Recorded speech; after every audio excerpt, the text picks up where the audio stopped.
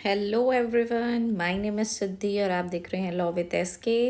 इसके पहले वाले वीडियो में हम लोगों ने देखी कंसिडरेशन पढ़ा था, मीनिंग, डेफिनेशन और क्या क्या एसेंशियल एलिमेंट है।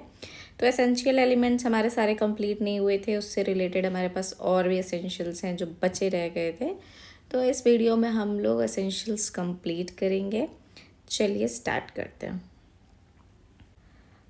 नेक्स्ट एसेंशियल हमारे पास है कंसिडरेशन मस्ट बी लॉफुल। आप लोग को ये तो पता ही है कि कंसिडरेशन का अग्रीमेंट में होना ज़रूरी है, क्योंकि अगर कंसिडरेशन एब्सेंट रहेगा तो वो अग्रीमेंट इन्फोर्सिएबल नहीं हो पाएगा। लेकिन सिर्फ कंसिडरेशन का होना ही सफिशिएंट नहीं है, उस कंसिडरेशन का लॉफुल होना भी ज़रूरी है। अब लॉफुल का क्या मतलब है? According to section 23 of Indian Contract Act बताया गया है कि हम किस कंसिडरेशन को लॉफुल कंसिडरेशन मानेंगे और किसको नहीं मानेंगे, डिफ्रेंसिएशन दी हुई है। सो सेक्शन 23 कहता है कि अगर कंसिडरेशन इस तरह का है जहाँ पे कोर्ट ने फॉरबिड कर दिया है, लॉ के द्वारा फॉरबिड कर दिया गया कि इस तरह का कंसिडरेशन नहीं ले सकते, इलीगल है या फिर फ्रॉडुलेंट नेचर का है या इंजरियस टू पर्सन है, प्रॉपर्टी में तक अगर अरेंजमेंट एग्रीमेंट होता है तो उसमें जो मिलने वाला कंसिडरेशन होता है वो अनलॉफुल कंसिडरेशन कंसिडर किया जाता है। अब सेक्शन 23 को अभी आप ऐसे ऊपर ऊपर से पढ़ लीजिए, क्योंकि हम लोग इसको डिटेल में बाद में पढ़ेंगे जब समझ में आ गया कि कंसिडरेशन का होना ज़रूरी है, साथ साथ उस कंसिडरेशन का लॉफुल होना ज़रूरी है। कंसिडरेशन लॉफुल है या नहीं है ये कैसे पता चलेगा? सेक्शन 23 से पता चलेगा, जहाँ पे बताया गया है कि अगर आप इस तरह का कंसिडरेशन लेते हैं तो अनलॉफुल नेचर का होता है और ऐसे कंसिडरेशन कभी भी वैलिड कॉन्ट्रैक्ट नहीं फॉर्म कर पाते, लीगल नेचर के होते हैं और ऐसे अग्रीमेंट का इन्फोर्सेबिलिटी ज़ीरो होती है, नन होती है।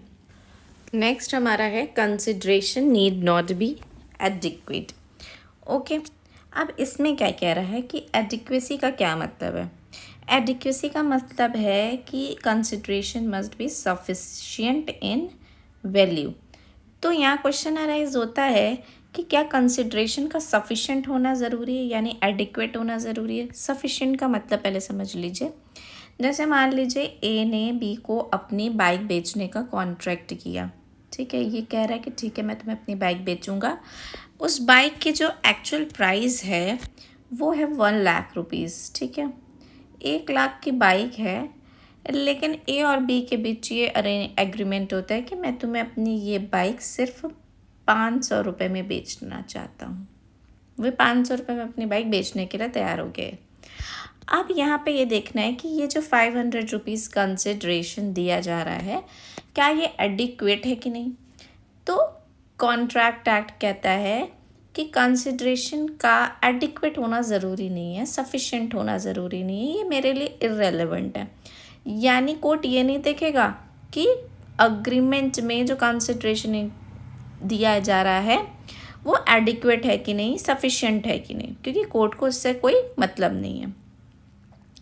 तो कोर्ट को किस चीज़ से मतलब है? कोर्ट कहता है कि हम बस ये देखेंगे कि उसकी कुछ वैल्यू होनी चाहिए, इट मस्ट बी रियल, मतलब कोई रियल वैल्यू होनी चाहिए, यानी 1 रुपये होना चाहिए, या हम बाइक के बदले में एक बोरी अनाज दे रहे हैं, तो ये एक रियल वैल्यू है कि नहीं, ये इल्यूजनरी तो नहीं है।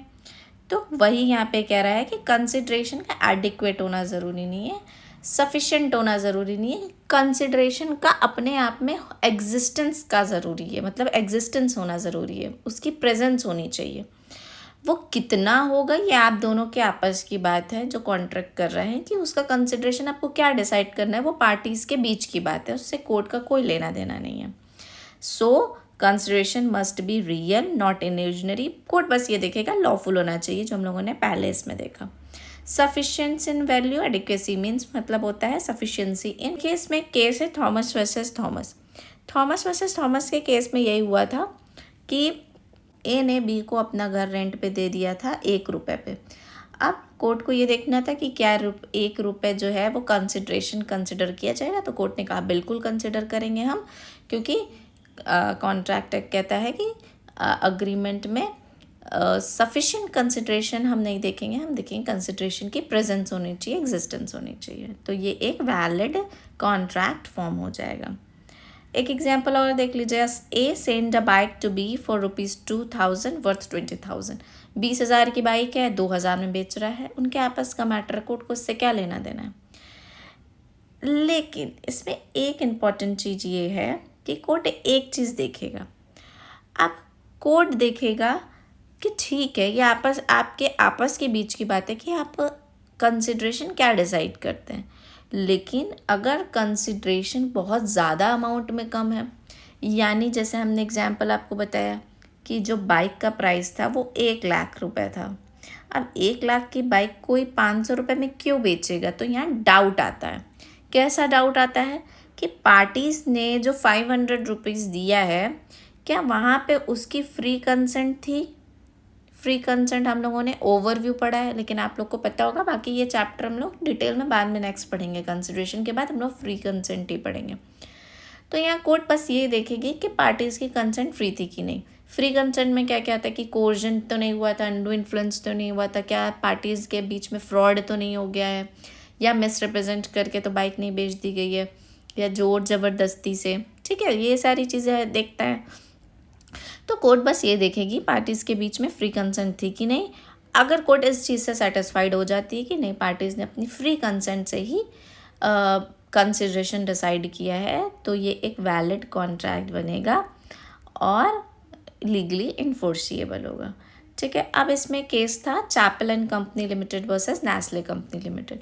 इसमें कंपनी ने क्या था, जो नेस्ले कंपनी थी उसने बोला कि मुझे एक सॉन्ग प्रिपेयर करना है। उसने अपनी मार्केटिंग के लिए कोई सॉन्ग प्रिपेयर करवाया होगा चैपल एंड कंपनी से, और उसके बदले में जो नेस्ले कंपनी के रैपर्स थे वो कंसिडरेशन के रूप में चैपल एंड कंपनी लिमिटेड को दे रहा था। तो यहाँ पे एक ये क्वेश्चन अराइज होता है कि चॉकलेट रैपर क्या एक कंसिडरेशन कंसिडर किया जाएगा। तो वही बात है, कोर्ट क्या देखी कि कंसिडरेशन का होना ज़रूरी है। कोर्ट ने देखा यस कंसिडरेशन है, चॉकलेट रैपर एक तरह का कंसिडरेशन है। अब वो कंसिडरेशन की कुछ वैल्यू होनी चाहिए। ऑब्वियस सी बात है, जब उस रैपर को बेचा जाएगा तो मार्केट में कुछ ना कुछ वैल्यू मिलेगी। रियल है ये, इल्यूजनरी तो है नहीं। तो ठीक है, रियल कंसिडरेशन भी है।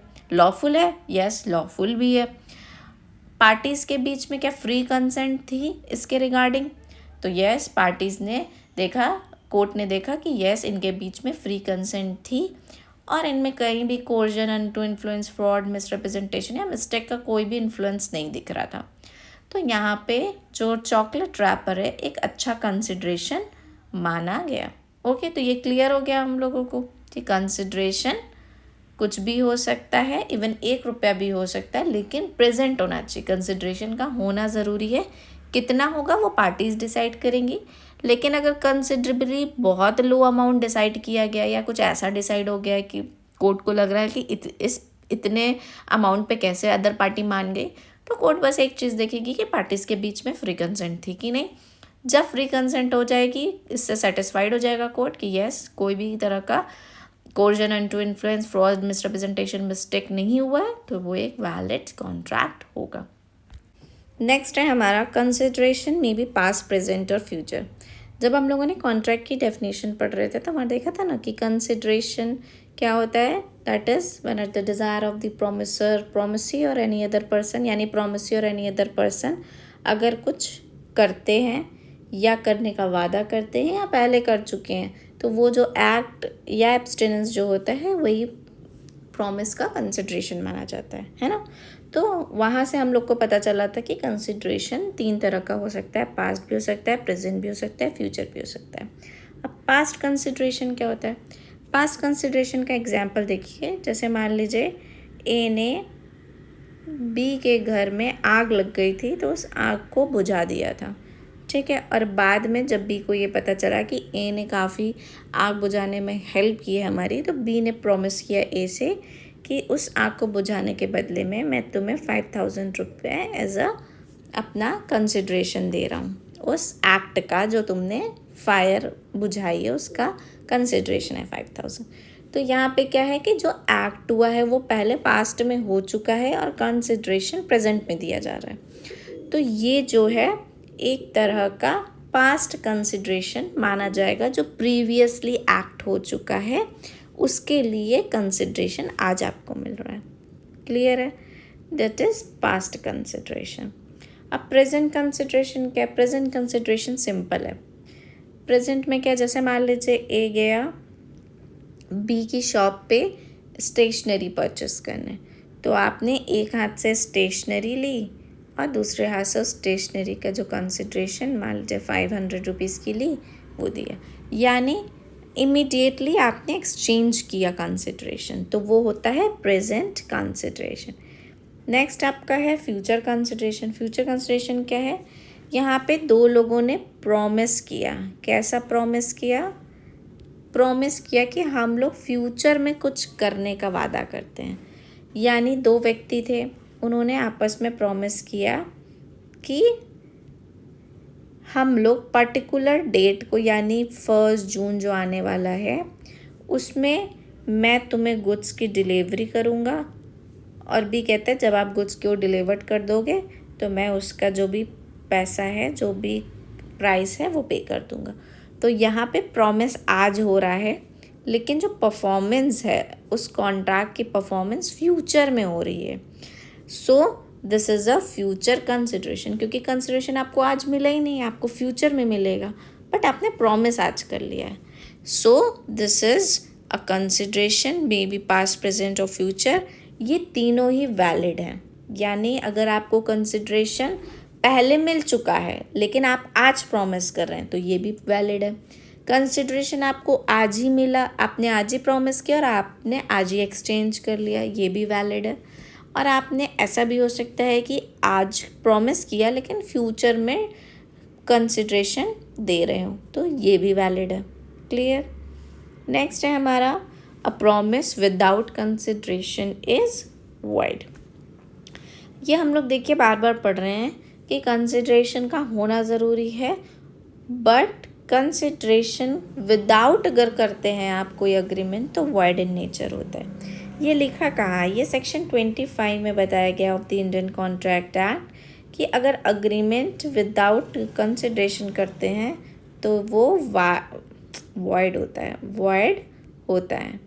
ठीक है, अब ऐसा क्यों कहा गया? हम लोगों ने एग्जाम्पल से समझ ही लिया कि अग्रीमेंट में कंसिडरेशन का होना ज़रूरी है।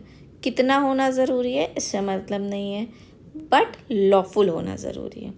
इसको नूडम पैक्टम कहते हैं। ऐसे कंसिडरेशन जो अग्रीमेंट विदाउट कंसिडरेशन किए जाते हैं उन्हें नूडम पैक्टम कहा जाता है, एक लैटिन मैक्सिम है।